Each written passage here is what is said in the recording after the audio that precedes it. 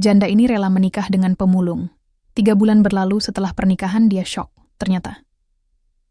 Assalamualaikum warahmatullahi wabarakatuh.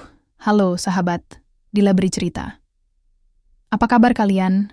Sebelum kita lanjut ceritanya, yuk komen dulu dari kota atau kabupaten mana kalian, biar kita bisa saling kenal dan lebih deket. Aku menyetir motor kesayanganku di tengah terik siang yang menyengat. Jalanan aspal tampak berkilauan karena pantulan sinar matahari, dan udara begitu panas hingga membuat jaket kulitku terasa seperti tungku kecil. Aku baru saja pulang dari pasar tradisional, dengan 2 kantong plastik besar berisi sayuran dan bumbu dapur menggantung di stang sepeda motorku. Saat melewati jalan kecil di belakang komplek perumahan tua, aku melihat sesosok pria terjatuh di sisi jalan. Tubuhnya tersungkur di atas tumpukan kardus bekas, dan beberapa botol plastik bergelimpangan di sekitarnya. Hatiku mencelos. Aku memutuskan untuk berhenti. Dengan hati-hati, aku parkirkan motor di tepi jalan, lalu berjalan mendekati pria itu. Ia sudah tua, mungkin sekitar 60-an. Rambutnya putih tipis tersisa di pinggir kepala, wajahnya coklat kehitaman karena paparan sinar matahari bertahun-tahun. Pakaian compang-camping menempel di tubuhnya yang kurus. Pak, Bapak baik-baik kan? Tanyaku pelan sambil membantunya duduk. Ia mengerjap-ngerjap, nafasnya tersengal. Iya, saya baik-baik saja, Neng. Jawabnya dengan suara serak. Aku lihat tangannya lecet, mungkin karena terkena aspal saat terjatuh. Tanpa pikir panjang, aku buka tas selempangku dan ambil tisu basah serta plester mini yang selalu kubawa. Kuperlakukan lukanya dengan hati-hati. Terima kasih, Neng. Tadi kaki saya tiba-tiba lemas. Mungkin karena lapar, katanya sambil tersenyum getir. Hatiku terenyuh. Aku ingat nenekku dulu juga sering terjatuh karena tekanan darahnya rendah. Aku angkat tubuhnya pelan-pelan hingga ia bisa berdiri. Ia menopang dirinya pada tembok retak di dekat situ. Bapak tinggal di mana? Saya antarkan pulang. Tidak usah repot-repot, Neng. Saya tinggal di gubuk belakang pasar, dekat tempat sampah. Ujarnya sambil menunjuk arah dengan jari gemetarnya. Aku menatapnya lama. Matanya teduh, tapi penuh keletihan. Di balik penampilannya yang kumuh, ada ketenangan dalam caranya bicara, seolah hidup telah memberinya banyak pelajaran. Aku menggeleng pelan. Tidak apa-apa. Biar saya bantu. Ini terlalu panas untuk Bapak sendirian. Kami berjalan pelan menuju motor. Ia membawa kembali barang-barangnya yang berserakan. Aku bantu menjinjing beberapa kardus ringan. Setelah ia naik di belakang, kami mulai bergerak pelan menuju gubuknya. Perjalanan tidak lama. Hanya 10 menit. Gubuk itu benar-benar sederhana, terbuat dari kayu-kayu bekas dan tripleks. Di dalamnya hanya ada tikar lusuh, ember plastik, dan 1 kursi roda tua yang entah milik siapa. Aku turun dan membantunya turun dari motor. Ia duduk di ambang pintu, menarik napas panjang. Terima kasih lagi ya, Neng. Sudah membantu orang tua seperti saya, ujarnya dengan senyum tulus. Aku tersenyum tipis. Nama saya Dina, Pak. Kalau Bapak butuh bantuan, boleh kok datang ke rumah. Saya tinggal di RT 3 RW 2, dekat masjid. Ia mengangguk pelan. Nama saya Aris. Senang berkenalan denganmu, Dina.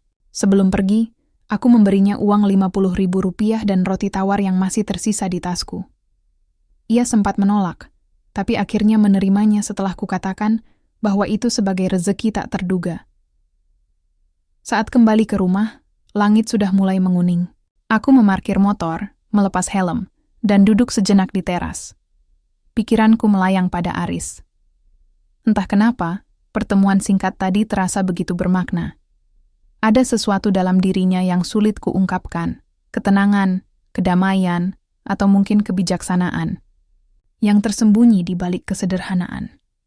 Malam itu, untuk pertama kalinya dalam waktu lama, aku tidur dengan pikiran yang tenang, dan entah mengapa, bayangan wajah Aris ikut hadir di dalam mimpi-mimpiku. Beberapa hari setelah kejadian itu, aku masih sering teringat pada Aris. Wajahnya yang penuh kedamaian dan senyumnya yang ringkas, seperti meninggalkan bekas di hatiku. Aku tak bisa memungkiri bahwa ada sesuatu dalam dirinya yang membuatku ingin tahu lebih banyak tentang hidupnya. Pagi itu, udara cukup sejuk meskipun matahari sudah mulai naik.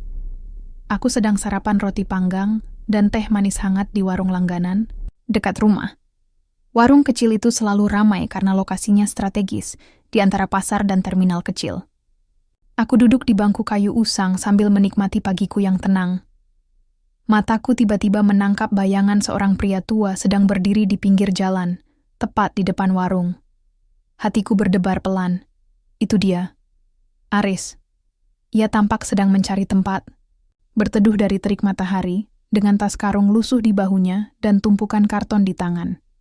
Ia melihat ke sekeliling, mungkin mencari tempat untuk meletakkan barang-barangnya sejenak. Aku buru-buru berdiri dan keluar dari warung.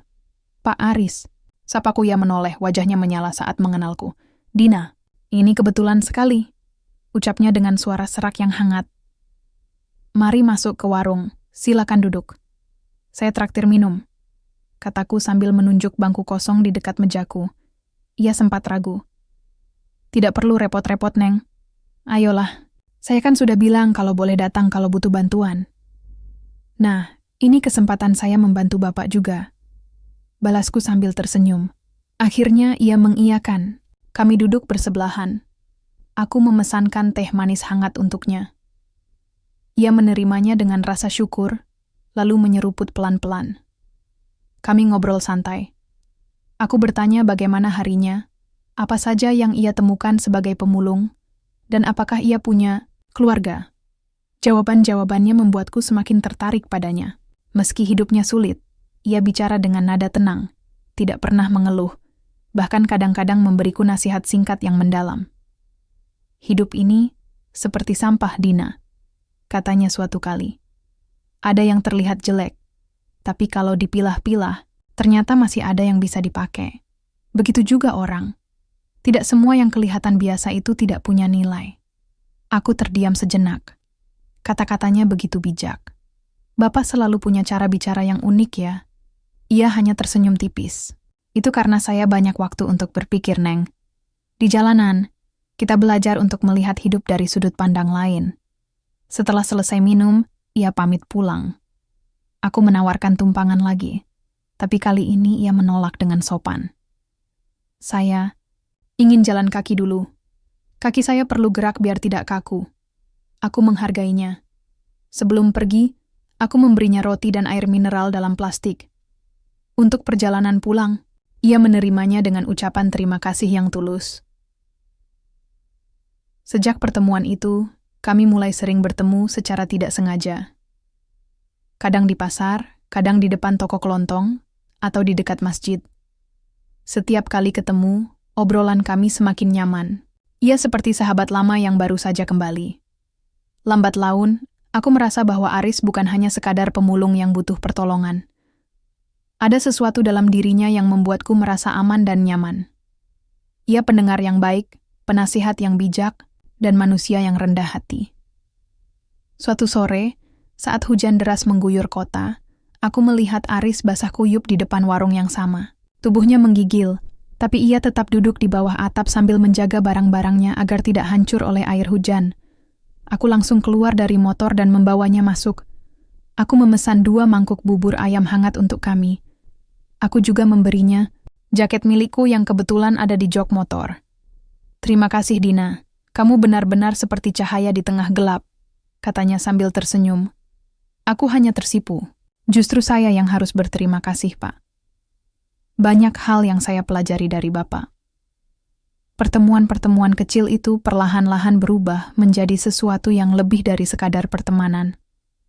Aku mulai merasa ada getaran aneh setiap kali ia tersenyum padaku. Ada rasa yang mulai tumbuh di hatiku, perlahan tapi pasti. Dan entah kenapa, setiap kali ia pergi, aku selalu berharap ia akan kembali besok. Hari-hari berlalu, dan Aris mulai sering muncul di kehidupanku. Entah itu di pasar, depan warung langganan, atau bahkan saat aku sedang duduk-duduk santai di taman kecil dekat masjid. Kehadirannya seperti angin sepoi-sepoi yang datang tanpa diduga, tapi selalu dinanti. Aku mulai menyadari bahwa pertemuan-pertemuan kecil itu tak lagi terasa biasa bagiku. Aku menantikan senyumnya, suara seraknya saat bercerita tentang hari-harinya, hingga caranya mengatakan hal-hal sederhana dengan makna yang dalam. Suatu sore, saat matahari mulai condong ke barat, kami bertemu lagi. Kali ini di pinggir sungai, kecil yang biasa menjadi tempat warga membuang sampah. Aku sedang jalan kaki pulang dari toko buku, sementara Aris tampak sedang istirahat di bawah pohon randu tua, duduk di atas karung plastik bekas. Dina, sapanya dengan suara riang yang tidak biasa. Aku tersenyum. Pak Aris, lagi mencari tempat istirahat? Iya, kaki saya pegal hari ini. Banyak sekali botol yang bisa saya kumpulkan pagi tadi. Jawabnya sambil menepuk-nepuk tanah di sebelahnya. Mari duduk sebentar. Aku duduk di sampingnya. Di sekeliling kami, burung-burung kecil berkicau riang, daun-daun bergoyang pelan karena tiupan angin. Suasana begitu damai, kami ngobrol entah apa saja. Ia bercerita tentang masa lalunya sebagai penjaga toko kelontong, tentang pernikahan singkatnya yang gagal, dan tentang betapa bersyukurnya ia meskipun hidupnya sederhana. Aku mendengarkan dengan hati yang tenang. Ada ketenangan dalam setiap kata yang ia ucapkan. Kamu tahu, Dina, katanya tiba-tiba. Orang bilang rejeki itu bisa datang dari mana saja, tapi menurut saya, rejeki itu lebih sering datang lewat orang-orang yang mau peduli pada kita. Aku menoleh padanya. Matanya memandang lurus ke depan, pada riak-riak air sungai yang mengalir lambat. Apa maksud Bapak? Tanyaku pelan. Ia menoleh, lalu tersenyum. Saya merasa kamu adalah rejeki yang Tuhan kirimkan untuk saya. Seseorang yang rela melihat saya yang sudah tua, kumuh, dan miskin, tapi tetap baik kepada saya. Aku tertunduk, pipiku terasa hangat. Saya juga merasa sama, Pak. Anda selalu membuat hari saya lebih ringan. Kami diam sejenak, hanya suara desiran daun yang menyelingi. Beberapa hari setelah percakapan itu, aku mulai menyadari ada sesuatu yang berbeda dalam diriku. Aku mulai merindukan suaranya, senyumnya, cara dia menjawab pertanyaanku dengan sabar. Aku mulai menunggu-nunggu apakah ia akan muncul hari itu. Dan jika ia tidak muncul, hatiku terasa kosong. Aku mencoba mengabaikan perasaan itu. Aku janda, dan Aris hanyalah seorang pemulung. Aku tak boleh membayangkan apapun yang lebih dari sekadar persahabatan. Tapi semakin kuat aku mencoba menahan, semakin kuat juga rasa itu tumbuh. Pada malam yang sunyi, aku duduk di teras rumah sambil menyeruput teh hangat. Langit penuh bintang, tapi pikiranku hanya satu. Aris, apakah ini yang disebut jatuh cinta? Aku ingat semua nasihat ibuku dulu. Cinta itu tidak pandang bulu, nak. Dia bisa datang pada siapa saja, kapan saja, dan dalam bentuk apa saja. Dan ternyata, benar. Cinta itu datang padaku dalam wujud seorang pemulung bernama Aris. Esok harinya, aku memutuskan untuk mencari Aris sendiri. Aku ingin memastikan bahwa ia baik-baik saja. Aku juga ingin tahu, mungkin hanya untuk meyakinkan diriku sendiri, bahwa perasaan ini bukan hanya khayalan belaka. Aku pergi ke gubuknya di belakang pasar. Saat itu masih pagi, udara belum terlalu panas. Aku mengetuk pintu kayu rapuh miliknya. Pak, Aris, panggilku pelan. Beberapa detik kemudian, pintu terbuka. Aris muncul dengan rambut acak-acakan dan matanya masih mengantuk. Dina, ada apa? Tanyanya heran. Aku tersenyum canggung. Saya cuma ingin memastikan Bapak baik-baik saja. Ia terdiam sejenak, lalu tersenyum. Terima kasih. Masuk dulu kalau mau. Aku menggeleng. Tidak usah. Saya hanya ingin memastikan. Kami berdiri saling berhadapan. Aku melihat sorot matanya yang teduh. Aku tak bisa menahan perasaan itu lebih lama. Hatiku berdebar keras. Saya pergi dulu ya, Pak. Kataku cepat, lalu berbalik pergi. Dina, panggilnya. Aku menoleh. Ia tersenyum. Besok saya akan ke warung tempat. Kita biasa bertemu kalau kamu ada waktu. Mungkin kita bisa minum teh bersama lagi. Aku mengangguk pelan. Iya, saya tunggu. Aku berjalan pergi dengan hati yang ringan. Aku tak tahu apakah Aris merasakan hal yang sama sepertiku. Tapi setidaknya, aku sudah memutuskan untuk tidak lagi menghindari perasaan ini. Aku sedang jatuh cinta pada seorang pemulung yang sederhana, bijak, dan rendah hati. Dan entah kenapa, aku yakin inilah cinta yang sebenarnya. Hari itu langit begitu cerah. Udara pagi terasa sejuk meskipun matahari mulai naik perlahan di atas cakrawala. Aku sedang menyapu halaman rumah sederhanaku ketika tiba-tiba bayangan hitam muncul di balik pagar kayu usang. Aku menoleh dan jantungku berdebar cepat. Itu Aris. Ia berdiri di luar pagar dengan pakaian compang-camping seperti biasa. Tapi ada sesuatu yang berbeda hari ini. Ia tampak lebih tegak, lebih tenang, seolah membawa beban pikiran yang penting. Aku menyimpan sapu dan mendekati pagar. Pagi, Pak Aris, sapaku ramah. Ia tersenyum pelan, tapi tidak seperti biasanya. Senyum itu tidak sepenuh hati. Pagi, Dina. Aku langsung menyadari bahwa ia ingin bicara serius. Aku buka gerbang kecil dan mempersilakannya masuk. Silakan duduk, kataku sambil menunjuk bangku kayu di bawah pohon mangga. Kami duduk berdampingan. Hening sejenak menyelimuti kami, hanya suara burung berkicau di kejauhan dan angin yang mengalir lembut. Apa kabar Bapak hari ini? Tanyaku, mencoba memecah diam. Ia menarik napas panjang. Saya baik-baik saja, tapi saya datang hari ini karena ada hal yang ingin saya bicarakan. Aku menoleh padanya. Tatapan mataku penuh rasa penasaran. Ada apa, Pak? Ia menatapku dalam-dalam. Matanya teduh, tapi penuh tekad.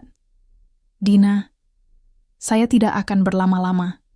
Saya datang untuk meminta kamu menjadi pendamping hidup saya. Kalimat itu keluar begitu saja, tanpa basa-basi. Aku membeku seketika. Aku tidak bisa percaya. Jantungku berdebar keras, seolah-olah ingin keluar dari dada. Wajahku langsung memerah. Aku menunduk, tak mampu menjawab segera. Aris tetap tenang. Saya tahu ini mungkin terlalu cepat bagi kamu. Saya juga bukan orang yang punya banyak hal untuk ditawarkan. Tapi saya hanya ingin kamu tahu. Selama ini, kamu sudah membuat hidup saya lebih bermakna. Saya merasa seperti Tuhan memberi saya kesempatan untuk mencintai dan dicintai. Aku menggigit bibirku. Aku tahu aku mencintainya, tapi apakah ini benar-benar nyata? Apakah ini bukan hanya mimpi? Bapak, sungguh-sungguh? Tanyaku pelan. Ia mengangguk. Saya tidak pernah main-main soal perasaan. Saya tahu kita beda usia, beda latar belakang. Tapi saya yakin, kamu adalah orang yang tepat untuk saya. Aku masih diam, berusaha menenangkan perasaanku. Aku ingat semua nasihat ibuku. Cinta bukan tentang harta atau penampilan, Nak, tapi tentang bagaimana dua hati saling melengkapi. Dan aku yakin, Aris adalah orang yang melengkapi hidupku. Setelah beberapa saat, aku akhirnya menjawab dengan suara gemetar. Saya terima Pak Aris. Senyum lebar muncul di wajahnya. Untuk pertama kalinya, aku melihat matanya bersinar secerah sinar matahari pagi. Ia menggenggam tanganku dengan lembut. Terima kasih, Dina. Saya janji, saya akan menjaga kamu sebaik mungkin. Aku tersenyum tipis, pipiku masih hangat. Kabar pertunangan kami tentu saja membuat keluarga besar dan tetangga terkejut. Banyak yang tidak setuju, bahkan ibu sahabatku sempat bertanya, kenapa harus pemulung? Padahal banyak pria lain yang lebih mapan. Tapi aku tak goyah. Aku tahu siapa Aris sebenarnya. Bukan dari hartanya, tapi dari ketulusannya. Akhirnya, kami menikah dalam sebuah acara sederhana di masjid kecil dekat rumahku. Upacara itu hanya dihadiri oleh keluarga dekat dan beberapa tetangga. Meski sederhana, hari itu adalah salah satu hari paling bahagia dalam hidupku. Aku memakai baju pengantin, sederhana yang kubeli dari toko langganan ibuku. Aris memakai baju putih dan sarung yang ia beli sendiri dari uang hasil mengumpulkan sampah. Di tengah doa dan ucapan selamat, aku menatap matanya dan berkata dalam hati, inilah awal dari hidup baruku, bersama Aris. Hari pertama sebagai istri Aris terasa begitu nyata, tapi juga seperti mimpi yang belum sepenuhnya aku percaya. Aku bangun pagi di rumah kecil kami, sebuah rumah sederhana berdinding kayu usang yang sebelumnya hanya menjadi tempat tinggal Aris sendirian. Kini, ada sedikit perubahan. Baju-bajuku sudah tersusun rapi di lemari tua, foto pernikahan kami tergantung di dinding dekat meja makan, dan kesan hangat mulai mengisi setiap sudut ruangan. Aris sudah bangun lebih awal. Aku mendengar suara panci logam beradu pelan dari dapur. Aku bangkit dari kasur tipis di lantai, menyelimuti diriku dengan jubah mandi, lalu berjalan menuju suara itu. Ia sedang memasak bubur ayam sederhana di atas kompor gas tua. Wajahnya tenang, penuh konsentrasi. Aku diam-diam menatap punggungnya yang membungkuk, dan tiba-tiba hatiku terasa hangat. Ini benar-benar nyata. Aku menikah dengan pria yang dulu kuanggap hanya seorang pemulung biasa. Sudah bangun? Sapanya tanpa menoleh, tapi senyum tipis terlihat di wajahnya. Iya. Bapak sudah bangun dari tadi? Biasa saja. Saya memang susah tidur kalau malam. Jadi sekalian saja masak pagi, jawabnya sambil mengaduk bubur. Aku duduk di kursi kayu dekat meja makan yang sempit. Jangan panggil saya Bapak lagi ya. Panggil saya Aris, atau suami Anda kalau mau lebih romantis, katanya sambil tertawa pelan. Aku tersipu. Baik, suami. Kami sarapan bersama dalam hening yang nyaman. Tidak banyak kata terucap, tapi setiap tatapan dan senyum membuatku yakin bahwa keputusanku menikah dengannya adalah benar. Setelah sarapan, Aris bersiap untuk bekerja seperti biasa.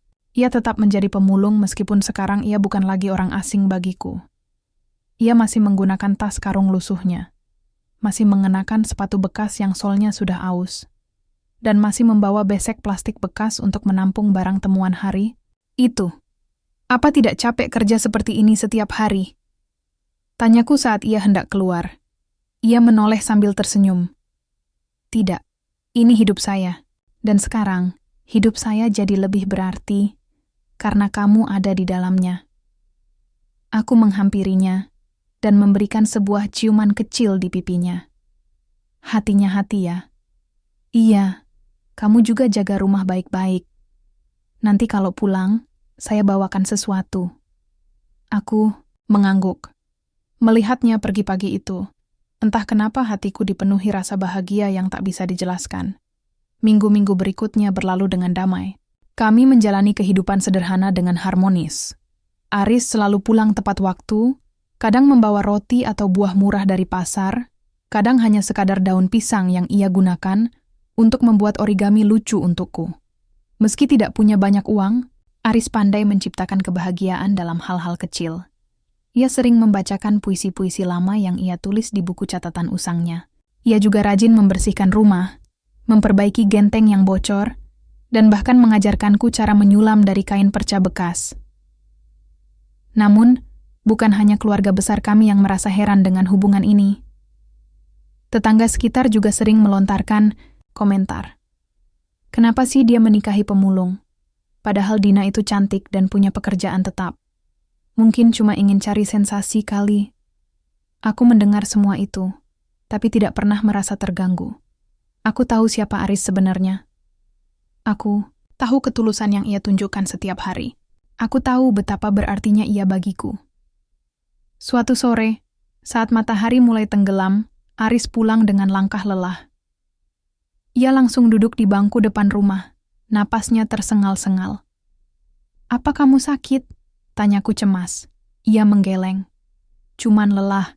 Hari ini banyak botol yang bisa dikumpulkan, sampai lupa istirahat." Aku buru-buru mengambil air minum dan memberikannya padanya. Ia meminumnya dengan lahap, lalu tersenyum lemah. "Terima kasih, sayang." Aku duduk di sebelahnya. "Kalau lelah, istirahat saja. Jangan dipaksakan."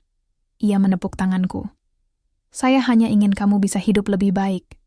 Meskipun sederhana, saya ingin kamu bahagia." Aku menautkan tanganku dengan tangannya.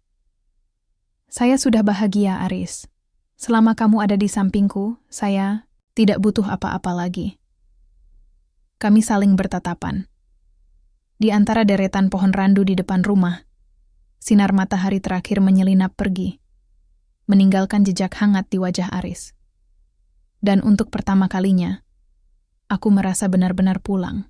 Pulang ke hati yang selama ini kosong, tapi kini telah terisi oleh cinta seorang pemulung bernama Aris. 3 bulan telah berlalu sejak hari pernikahan kami. Hidupku bersama Aris terasa damai dan penuh makna. Ia tetap menjadi pemulung seperti biasa, dan aku pun tetap menjalani pekerjaanku sebagai penjahit di sebuah butik kecil dekat pasar.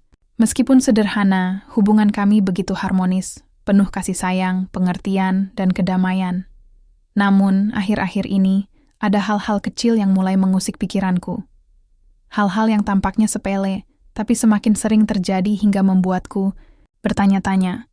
Pagi itu, seperti biasa, Aris sudah bangun lebih awal. Aku mendengar suara panci logam beradu pelan di dapur. Aku keluar dari kamar dengan rambut masih acak-acakan. Napasku belum sepenuhnya segar setelah malam yang kurang tidur. "Sudah bangun?" sapaku sambil duduk di kursi kayu tua di ruang makan. Aris tersenyum. "Iya, tadi saya sempat lihat cuaca pagi ini agak mendung. Mungkin akan hujan siang nanti." Aku melihat ekspresinya. Ada sesuatu yang aneh. Sorot matanya tidak seperti biasanya, seolah ia sedang memikirkan sesuatu yang rumit. "Kamu, kenapa? Kamu kayak lagi mikirin sesuatu," kataku sambil menyeruput teh hangat. Ia menggeleng pelan. "Tidak apa-apa. Cuma, ada yang janggal kemarin saat saya pulang." "Janggal gimana?" Aris diam sejenak, lalu berkata, "Ada mobil hitam berhenti di depan gubuk saya waktu saya masih sendiri.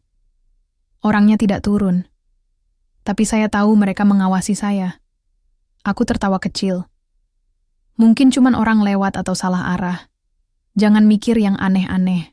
Ia hanya mengangguk pelan, tapi sorot matanya tetap gelisah. Beberapa hari berlalu, dan keanehan itu mulai terlihat lebih jelas. Pada suatu sore, saat aku sedang menyetrika baju di dalam rumah, Aris pulang lebih cepat dari biasanya. Biasanya, ia pulang sekitar jam 6 atau 7, tapi kali ini baru jam 4. Ia langsung masuk, wajahnya tegang. "Dina, tolong ambil jaketmu, kita harus pergi sebentar." Aku terkejut. "Kenapa? Ada apa?" "Nanti saja saya jelaskan. Cepat." Aku bingung, tapi karena nada bicaranya begitu serius, aku mematuhi.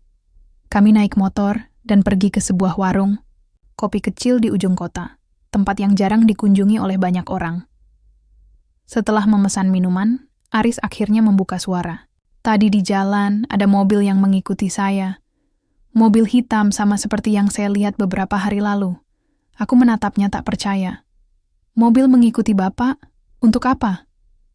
Ia menggeleng. "Saya tidak tahu, tapi saya yakin mereka bukan orang biasa." Saya juga merasa mereka ingin bicara dengan saya, tapi saya belum siap. Aku mengernyit. "Kalau begitu, kenapa kamu tidak bilang dari awal? Kamu bisa cerita tanpa harus membuatku panik." Ia menatapku dalam-dalam. "Saya tidak mau kamu ikut terlibat dalam hal ini. Ini urusan saya." Aku mulai kesal. "Tapi sekarang kita suami istri, Aris.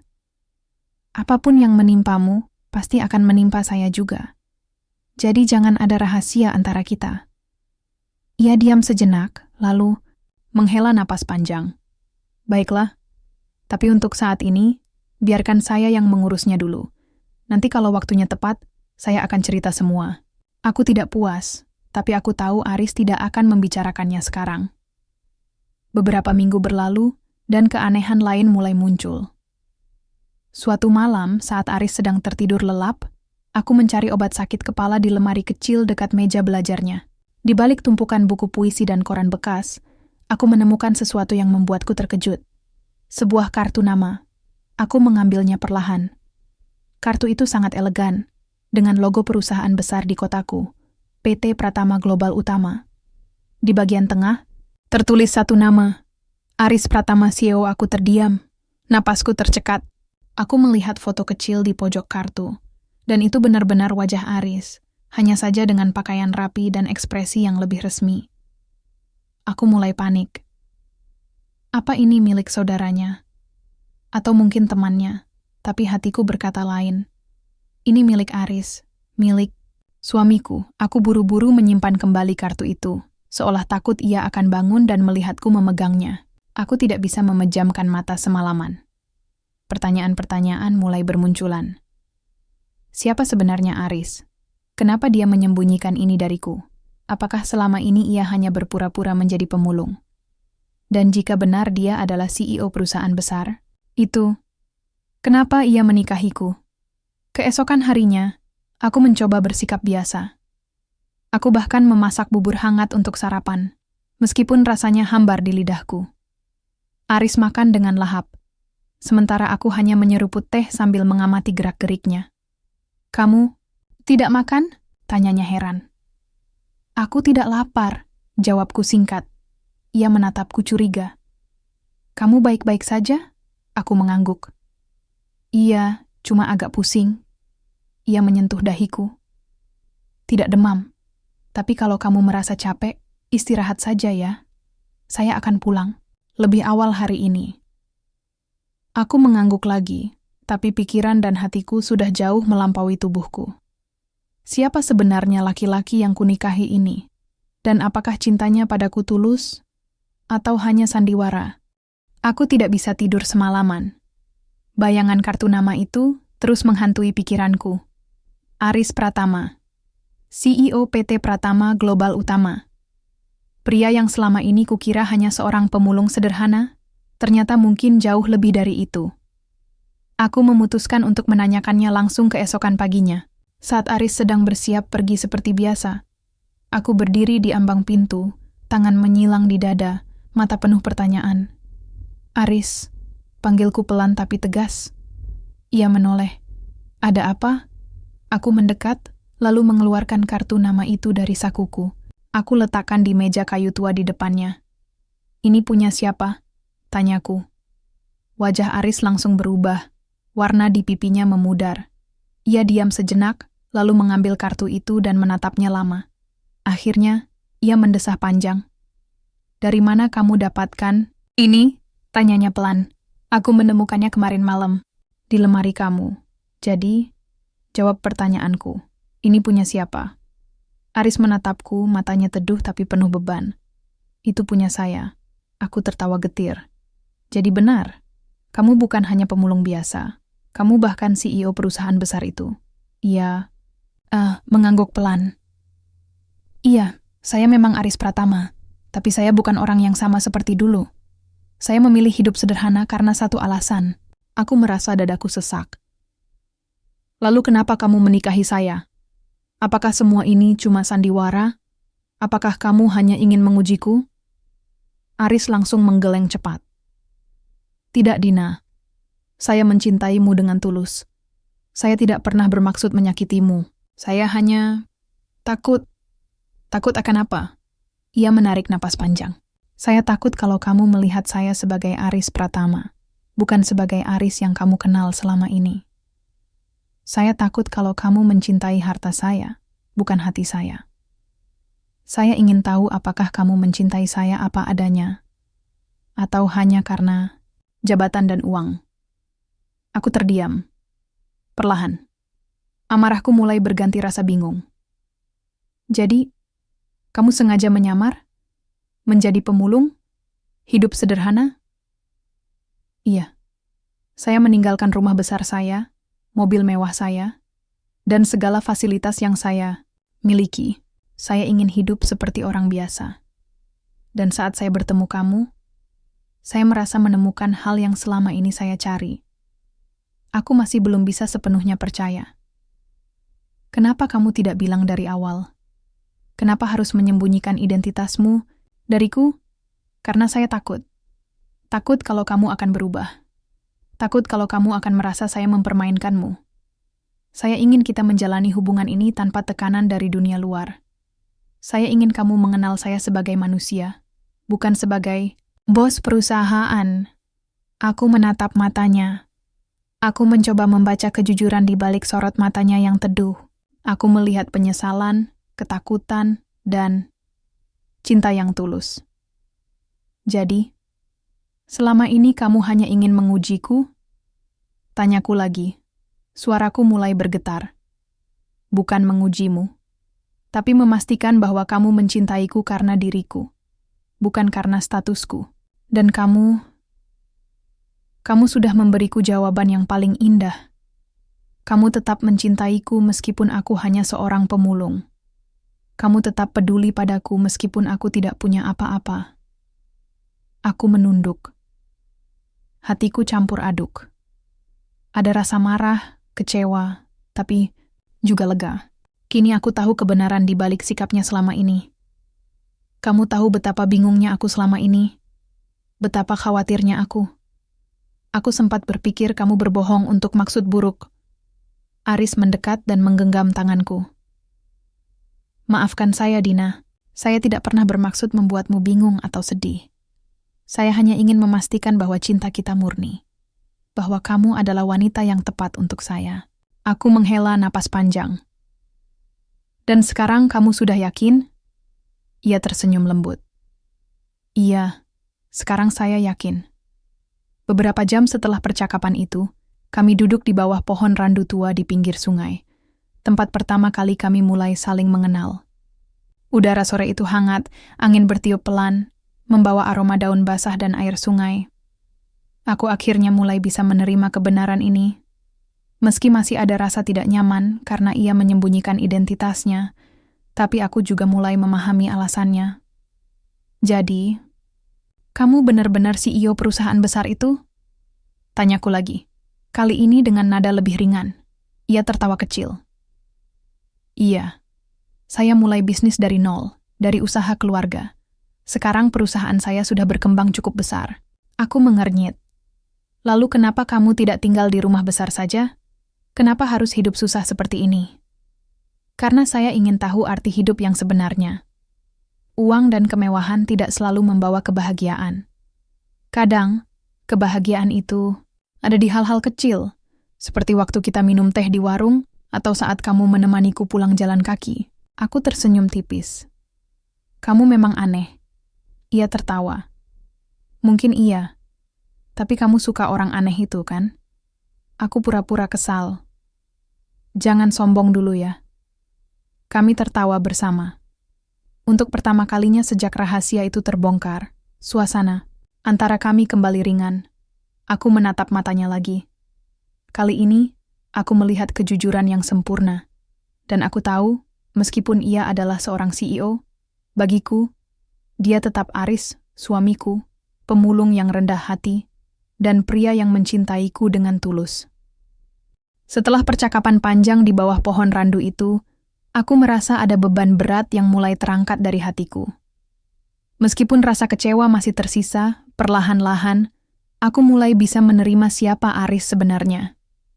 Ia bukan hanya seorang pemulung yang rendah hati, ia juga seorang CEO yang memilih hidup sederhana karena ingin mencari makna cinta dan ketulusan. Namun, meski ia sudah menjelaskan semuanya, aku butuh waktu untuk mencerna segalanya.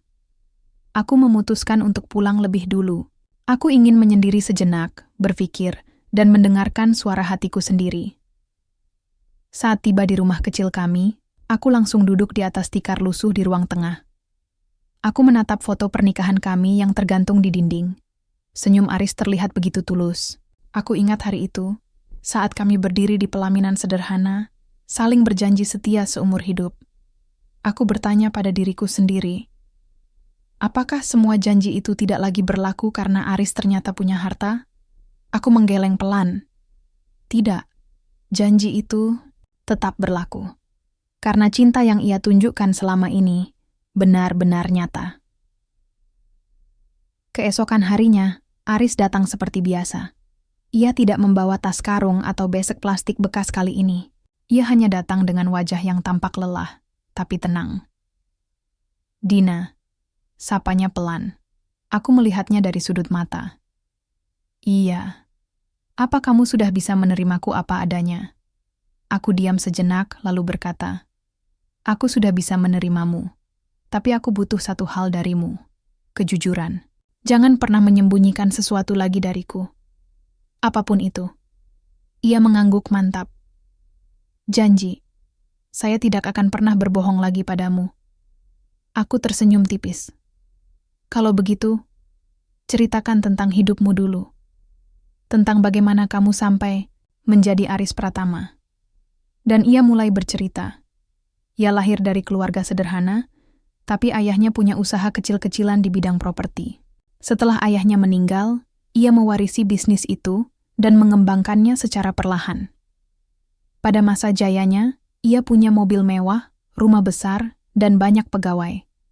Tapi semakin tinggi posisinya, semakin sulit ia menemukan orang yang mencintainya dengan tulus. Saya sering melihat orang mendekati saya karena jabatan dan uang, bukan karena mereka benar-benar peduli pada saya sebagai manusia. Dan ketika saya melihat kamu, saat kamu membantuku di jalan tanpa tahu siapa saya sadar, inilah orang yang saya cari. Aku menatap matanya. Ada penyesalan, ada kerinduan, akan kejujuran, dan ada cinta yang belum pernah pudar. "Jadi, kamu memilih menjadi pemulung hanya untuk mengujiku?" Tanyaku lagi. "Iya. Tapi bukan sekadar menguji. Lebih kepada memastikan bahwa kamu mencintaiku karena diriku. Bukan karena harta atau jabatan. Saya takut kalau kamu melihat saya sebagai bos perusahaan, kamu akan berubah. Tapi ternyata, kamu tetap sama. Kamu bahkan lebih baik dari yang saya bayangkan." Aku menarik napas panjang. "Kalau kamu jujur dari awal, mungkin aku akan lebih mudah menerimamu." Ia tersenyum getir. "Mungkin iya, tapi mungkin juga tidak. Kadang, kita harus melewati ujian agar bisa benar-benar yakin." Aku mengangguk pelan. "Aku terima kamu, Aris. Bukan karena kamu kaya atau miskin, tapi karena kamu mencintaiku dengan tulus. Dan itu yang penting." Beberapa bulan berlalu. Kami tetap tinggal di rumah kecil itu. Meskipun Aris sebenarnya bisa saja membawaku ke rumah besar miliknya. Tapi ia bilang, rumah itu terlalu sunyi tanpa aku. Sedangkan rumah kecil ini penuh dengan kenangan dan cinta. Kami tetap menjalani hidup sederhana. Meskipun kini aku tahu bahwa jika mau, kami bisa hidup mewah. Tapi Aris bilang, hidup yang sebenarnya indah adalah hidup yang penuh arti. Dan itu, ia temukan bersamaku. Suatu sore, saat matahari mulai condong ke barat, Aris pulang membawa sebuah kotak kayu kecil. Ia memberikannya padaku dengan senyum yang hangat. "Apa ini?" tanyaku heran. "Buka saja." Aku membuka kotak itu. Di dalamnya ada buku catatan tua, beberapa puisi tulisan tangannya, dan sebuah surat. Surat itu berbunyi, "Untuk Dina, istriku. Yang paling berharga, cinta ini mungkin dimulai dari kesalahpahaman, tapi akhirnya membawa kita pada kebenaran.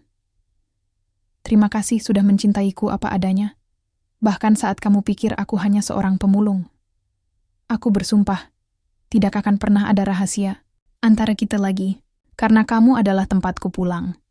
Selamanya, Aris." Aku meneteskan air mata. Bukan karena sedih, tapi karena bahagia. Aku menatap Aris, lalu memeluknya erat. "Terima kasih sudah jujur padaku," bisikku. Ia balas memelukku. "Terima kasih sudah tetap mencintaiku." Sejak saat itu, hubungan kami semakin kuat. Kami tetap tinggal di rumah kecil itu, dan Aris kadang-kadang masih menjadi pemulung untuk mengingatkan dirinya dan aku tentang asal-muasal cinta kami. Kisah kami menjadi inspirasi bagi banyak orang, bahkan tetangga yang dulu meragukan hubungan kami, kini sering memuji betapa harmonisnya rumah tangga kami. Karena pada akhirnya, cinta bukanlah tentang status, harta, atau penampilan, tapi tentang dua jiwa yang saling menemukan arti ketulusan. Dan aku, Dina, seorang janda sederhana, berhasil menemukan cinta sejati dalam wujud seorang pemulung bernama Aris, yang ternyata adalah salah satu pria terkaya di kotaku.